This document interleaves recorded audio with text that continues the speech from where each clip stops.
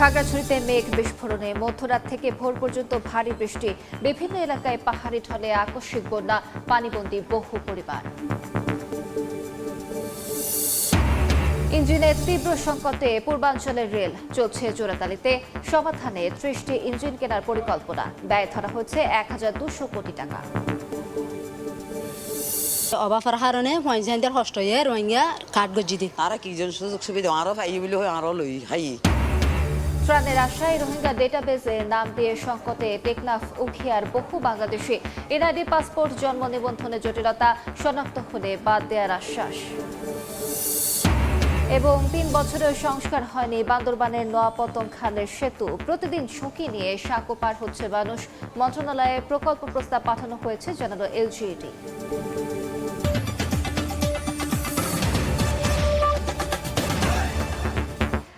আমন্ত্রণ সময় সংবাদের নিয়মিত আয়োজন বিভাগীয় সময়ে থাকছি সপ্তাহে ৭ দিন ভিন্ন ভিন্ন বিভাগের সংবাদ নিয়ে। আজ থাকছে চট্টগ্রাম বিভাগ, সঙ্গে আছি আমি আলিশা ইসলাম। শুরুতেই মন্ত্রিসভার নতুন সদস্যদের খবর। শহীদ রাষ্ট্রপতি জিয়াউর রহমান এবং বেগম খালেদা জিয়ার সমাধিতে শ্রদ্ধা জানানোর পর কথা বলছেন মন্ত্রিসভার নতুন সদস্যরা, সরাসরি যাচ্ছে সেখানে।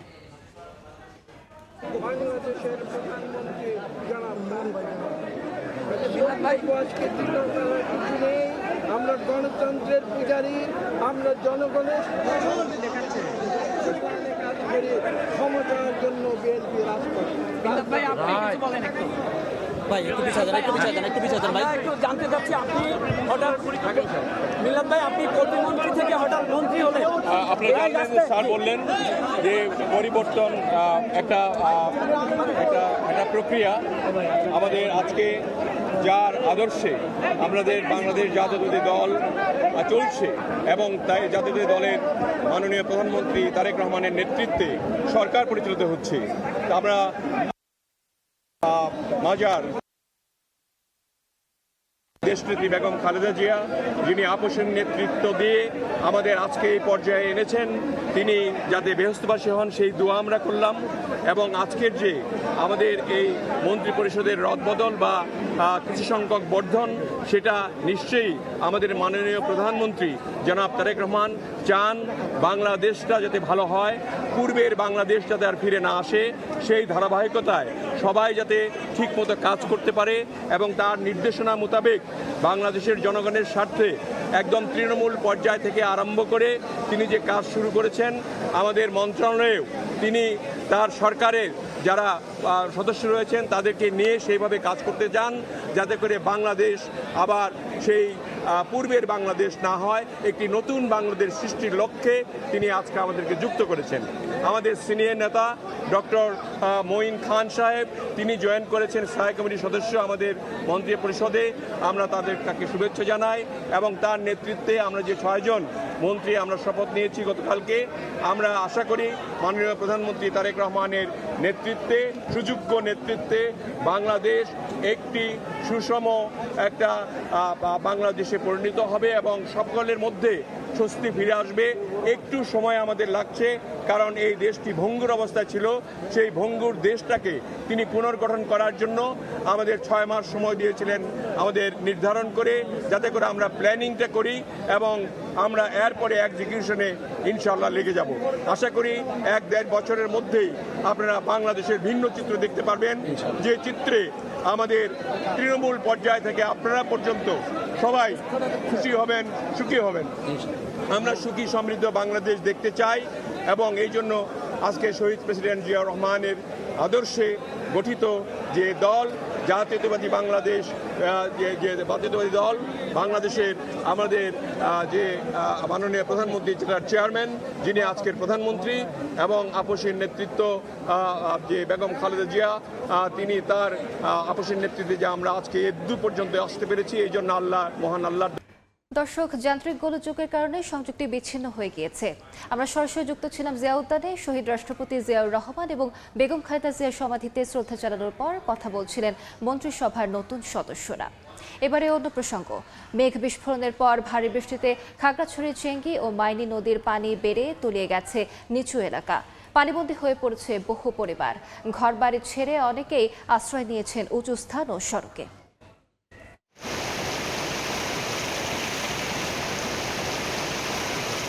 মেঘ বিস্ফোরণের পর ভারী বর্ষণ। শনিবার মধ্যরাত থেকে ভোর পর্যন্ত টানা বৃষ্টি হয়েছে খাগড়াছড়ি সদর ও দীঘিনালা সহ বিভিন্ন এলাকায়। এতে চেঙ্গি নদীর পানি বেড়ে বিভিন্ন এলাকায় দেখা দেয় জলাবদ্ধতা। বাধ্য হয়ে অনেকেই ঘরবাড়ি ছেড়ে উঁচু স্থান ও সড়কে আশ্রয় নেন। দীঘিনালা চৌমুহনী স্টিল ব্রিজের দুই পাশের সড়কের বিভিন্ন অংশ তলিয়ে যাওয়ায় ব্যাহত হয় যানবাহন চলাচল। এছাড়া খাগড়াছড়ি দীঘিনালা সড়কের ৮ মাইল এলাকায় পাহাড় ধসে চলাচল বন্ধ থাকে ৭ ঘন্টা। হঠাৎ করে ঘুমে রেখে আপনার এরকম বন্যা হয়ে গেছে। যারা বসতি আছে সবাই এখানে আশ্রয় নিয়েছে, খাওয়া দাওয়া বা থাকার মতো ঘরে তো কিছু আনতেই পারেনি। বাচ্চা কাচ্চা এখানে উঠছে, বাচ্চা কাচ্চা লইয়া খানা তো নাই, পর্যন্ত কোনো খানা দানা নাই। যাদের বাড়ি গেলে অনেক জায়গায় অনেকের সমস্যা আছে। পানিবন্দী পরিবারগুলোর জন্য শুকনো খাবার ও আশ্রয়ের ব্যবস্থা করা হচ্ছে বলে জানিয়েছেন জেলা প্রশাসক। যে সমস্ত জায়গায় পানিবন্দী অনেক পরিবার রয়েছে যারা এখন আশ্রয় নিচ্ছে, তাদেরকে আমরা বিভিন্ন স্কুল এবং আশ্রয় কেন্দ্রে আমরা আশ্রয় দিয়েছি এবং তাদের জন্য প্রয়োজনীয় যত রকম সহযোগিতা প্রয়োজন, খাবার বা অন্যান্য যে কোনো সহযোগিতা, সরকার সবসময় পাশে আছে। ২৪ ঘন্টায় ১০৩ মিলিমিটার বৃষ্টিপাত রেকর্ড করা হয়েছে খাগড়াছড়িতে। সময় সংবাদ, খাগড়াছড়ি। শরতের নীল আকাশের নিচে জলে ভাসছে পদ্ম। দেখা মিলছে বিরল হলুদ সহ ৩ রঙের ফুলের।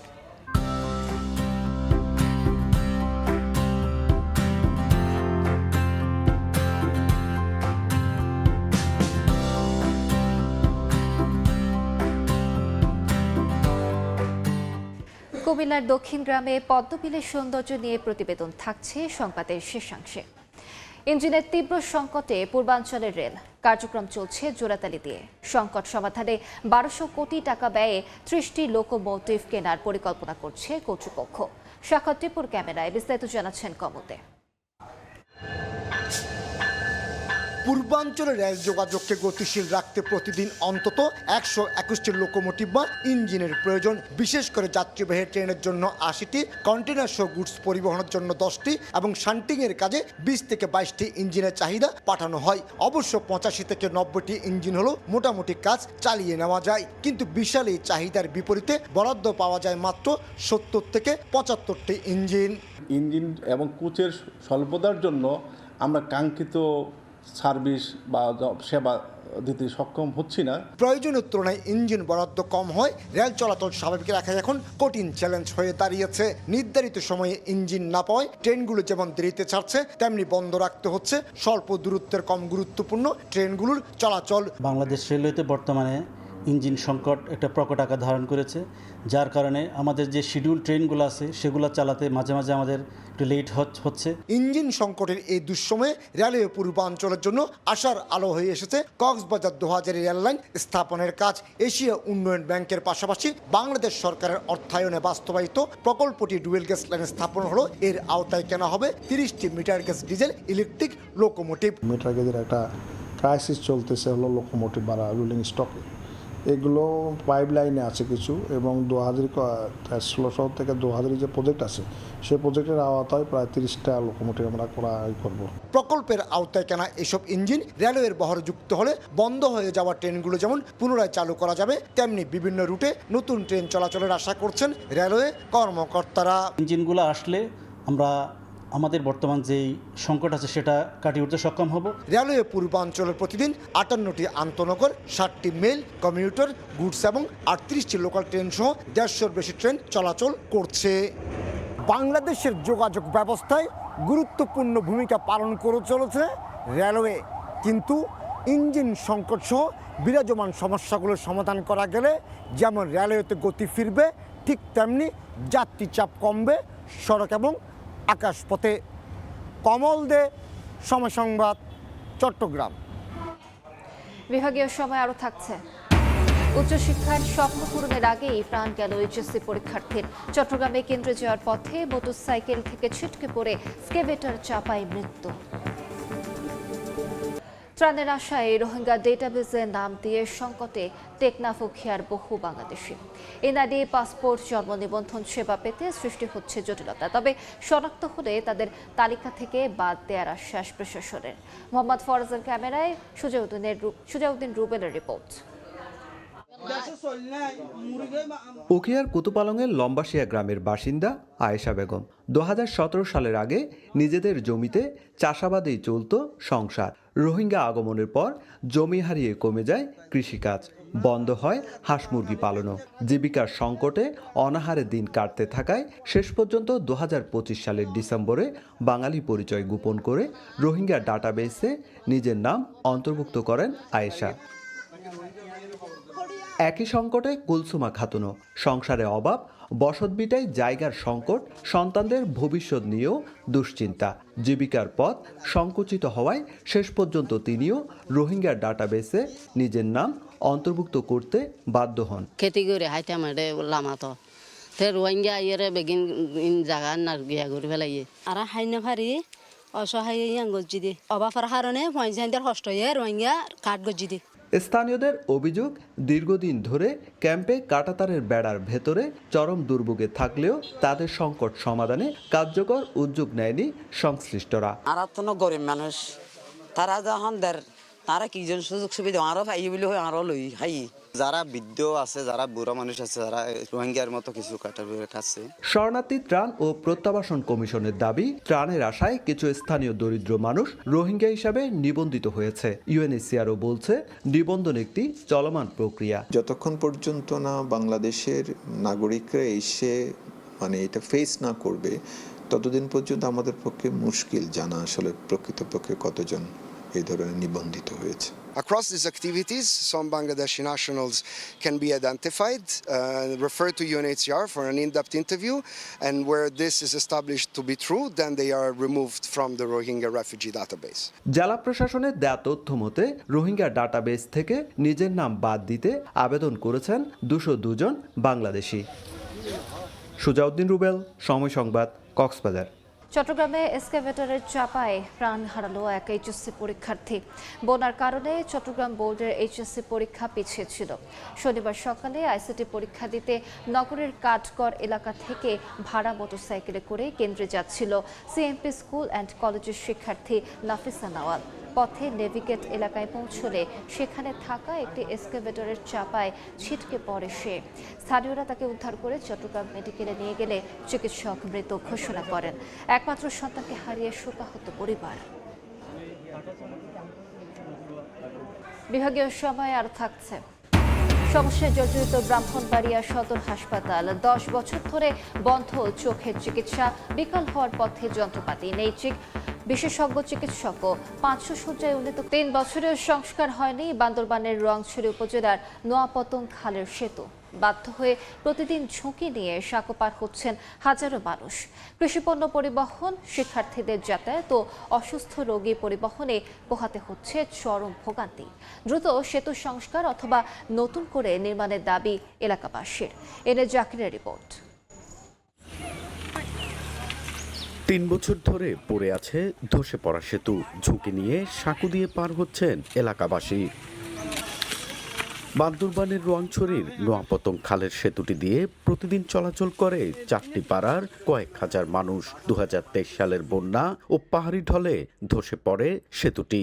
এরপর থেকে বিচ্ছিন্ন হয়ে পড়ে সড়ক যোগাযোগ। 3 বছর অতিবাহিত হলেও হয়নি সংস্কার। এতে কৃষি নির্ভর এই এলাকায় উৎপাদিত ধান, মৌসুমী সবজি ও অন্যান্য কৃষিপণ্য বাজারজাত করতে চরম ভোগান্তিতে কৃষকেরা। এছাড়া বাঁশের সাঁকো দিয়ে ঝুঁকি নিয়ে যাতায়াত করছে স্কুল কলেজের শিক্ষার্থী সহ সাধারণ মানুষ। জরুরি রোগী হাসপাতালে নিতেও পোহাতে হয় ভোগান্তি। দ্রুত সেতুটি মেরামতের দাবি স্থানীয়দের। আমাদের যাতায়াত করতে একটু অসুবিধা, ছেলে মেয়েদের লেখাপড়ার জন্য বাগমারায় আসতে হয়, বাজারে আসতে হয়, দুর্গম পথ হেঁটে আসতে হয়। 4 বছর হচ্ছে এটা ভেঙে গেছে এবং সরকারের কোনো পদক্ষেপ দিচ্ছে না, এবং আমাদের যে কৃষি পণ্যগুলো যে যাতায়াত করতে হয় সেটা অসুবিধা হচ্ছে। বর্ষাকালে আমাদের সবাই করে বিচ্ছিন্ন হয়। এটা আমরা চাই যে এই রাস্তাটা একটু ভালো হোক, সবাই যাতায়াত করতে। এখানে অনেক লোক পরিবার আছে, এরা চলাফেরা করতে অনেক কষ্ট হচ্ছে। তবে সেতুটি নির্মাণের জন্য মন্ত্রণালয়ে প্রকল্প প্রস্তাব পাঠানোর কথা জানিয়েছে এলজিইডি। টেন্ডার অনুমোদন হয়েছে এবং ঠিকাদারও নির্বাচন করা হয়েছে। শীঘ্রই কাজটি শুরু হবে বলে আশা করছি। সেতুটি নির্মাণ হলে উপকৃত হবে নোয়াপতং ইউনিয়নের 4টি পাড়ার 10,000-এর বেশি মানুষ। এন.এ. জাকির, সময় সংবাদ, বান্দরবান। সারা দেশে চিকিৎসকদের ওপর হামলার প্রতিবাদে চট্টগ্রাম মেডিকেল কলেজ হাসপাতালে মানববন্ধন করেছেন চিকিৎসকরা। সকালে বিসিএস ক্যাডার বিশেষজ্ঞ চিকিৎসক ফোরামের আয়োজনে এই কর্মসূচি পালন করেন শিক্ষক ও চিকিৎসকরা। এ সময় তারা জানান, চিকিৎসকরা রোগীদের কল্যাণে কাজ করলেও তাদের ওপর হামলা চালানো হয়, ভাঙচুর করা হয় হাসপাতাল। এমন অনাকাঙ্ক্ষিত ঘটনা এড়াতে সরকারের হস্তক্ষেপ কামনা করেন তারা। এ সময় চিকিৎসক ও রোগীদের সুরক্ষায় জাতীয় নীতিমালা প্রণয়নের দাবি জানান তারা।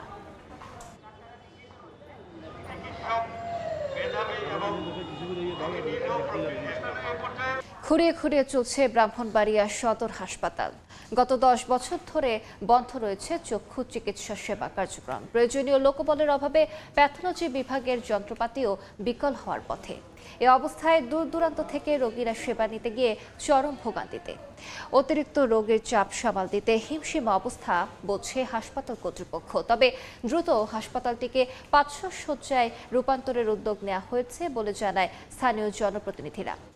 কুমিল্লার বুকে প্রকৃতি অপার সৌন্দর্যের এক মায়াবী নাম পদ্মবিল। বর্ষা মৌসুম থেকে শুরু হয় ফুল ফোটা, চলে শরৎ ও হেমন্ত পর্যন্ত। বুড়িচং উপজেলার দক্ষিণ গ্রামের এই পদ্মবিলের অপরূপ সৌন্দর্য দেখতে প্রতিদিনই ছুটে আসছেন ভ্রমণ পিপাসুরা। বাহার রায়হানের তথ্য ও ছবি নিয়ে রিপোর্ট। সবুজ পাতার ফাঁকে ফুটে উঠেছে পদ্ম ফুল, কোথাও গোলাপি আবার কোথাও সাদা। কখনো দেখা মেলে বিরল হলুদ পদ্মের। নীল আকাশের নিচে বিস্তীর্ণ বিল জুড়ে ফুটে থাকা পদ্মের সৌন্দর্য তৈরি করে এক স্বর্গীয় আবহাওয়া।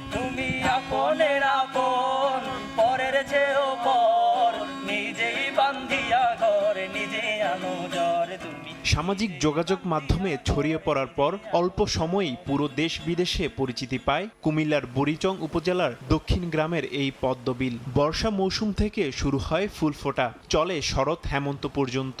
দেশের বিভিন্ন প্রান্ত থেকে প্রকৃতিপ্রেমী ও ভ্রমণ পিপাসুরা ছুটে আসেন এই পদ্মবিলে। লাল ফুল আছে, সাদা ফুল আছে, পদ্ম ফুল যেটা সব জায়গায় দেখা যায় না, এখানে আমরা আইসে এটা দেখছি, আমাদের কাছে অনেক ভালো লাগছে। সৌন্দর্য দেখে আসলে প্রকাশ করার মতো কিছু নাই। প্রাকৃতিক দৃশ্য তো অবশ্যই সবসময় সুন্দর। যারা শহর থাকে, গ্রাম সাইডে আসলে তারা চমৎকারভাবে গ্রামীণ যে পরিবেশে যে পদ্ম ফুলের একটা সমার থাকে এটা উপভোগ করতে পারবে। 15 একর বিল জুড়ে সকাল থেকে সন্ধ্যা পর্যন্ত 8 থেকে 10টি নৌকা চলাচল করছে। দর্শনার্থীদের অনেকে সৌন্দর্য উপভোগের পাশাপাশি পদ্ম ফুল ছিঁড়ে নিয়ে যাচ্ছেন। এতে একদিকে নষ্ট হচ্ছে সৌন্দর্য, অন্যদিকে পদ্মের বংশবিস্তারও বাধাগ্রস্ত হওয়ার আশঙ্কা তৈরি হয়েছে। 4টা 6টা 10টা 20টা এইরকম করে ছিঁড়তে আসে না, সৌন্দর্যটা দিন দিন গেলে কমাইলে অনেক চিন্তা চেষ্টা করতেছে। যারা আসবেন আসলে এই প্রকৃতির ফুলকে ছিঁড়ে নিয়ে যাবেন না, এটা সৌন্দর্যের বিষয়। 2018 সালের বর্ষায় প্রথম ব্যাপকভাবে মানুষের নজরে আসে দক্ষিণ গ্রামের পদ্মবিল। সময় সংবাদ, কুমিল্লা। বিভাগীয় সময়ের শীর্ষ সংবাদগুলো জানিয়ে দিচ্ছে আরেকবার। খাগড়াছড়িতে মেঘ বিস্ফোরণে মধ্যরাত থেকে ভোর পর্যন্ত ভারী বৃষ্টি, বিভিন্ন এলাকায় পাহাড়ি ঢলে আকস্মিক বন্যা, পানিবন্দী বহু পরিবার। ইঞ্জিনের তীব্র সংকটে পূর্বাঞ্চলের রেল, চলছে জোড়াতালিতে সমাধানের 30টি ইঞ্জিন কেনার পরিকল্পনা। ব্যয় ধরা হচ্ছে 1200 কোটি টাকা। অবাফার কারণে পয়সাদের কষ্ট হয়ে রোহিঙ্গা কাঠ গজি দি তারা কি জন সুযোগ সুবিধা আরো পাই বলে আরো লই হাই। প্রাণের আশায় রোহিঙ্গা ডেটাবেজের নাম দিয়ে সংকটে টেকনাফ উখিয়ার বহু বাংলাদেশি। এনআইডি পাসপোর্ট, জন্ম নিবন্ধনের জটিলতা, শনাক্ত হলে বাদ দেওয়ার আশ্বাস।